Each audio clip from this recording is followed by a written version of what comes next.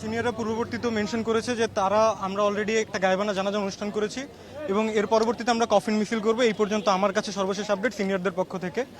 কিন্তু আজকের মতো কিন্তু আমি অ্যাড করতে যাচ্ছি এইটা যে পুরো বাংলাদেশ এখন ইউনাইটেড হয়ে গেছে, পুরো বাংলাদেশের ছাত্র সমাজ। আগে একটা ভেদাভেদ ছিল, প্রাইভেট ইউনিভার্সিটি, পাবলিক ইউনিভার্সিটি, জাতীয় ইউনিভার্সিটি, স্কুল কলেজ। এখন কিন্তু কোনো ভেদাভেদ নাই। এখন ক্লাস 7 হোক, 8 হোক, 10 হোক, পাবলিক হোক, প্রাইভেট হোক, সবাই ইউনাইটেড। কিসের জন্য? অবশ্যই একটা যৌক্তিক আমাদের দাবি। এখানে এতগুলো ছাত্র, এতগুলো মানুষ কখনো অযৌক্তিক দাবি করতে পারে না।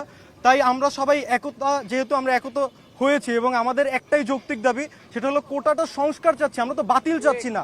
প্রতিবন্ধী হোক বা মুক্তিযুদ্ধ হোক, আমরা অবশ্যই তাদের সম্মান করি এবং তাদের জন্য আমরা কোটা সংস্কার চাচ্ছি, আমরা কোটা বাতিল চাচ্ছি না। আর আমাদের ভাইদের যে রক্ত রাজপথে ঝরেছে তা 52তেও বাদ যায়নি, তা 52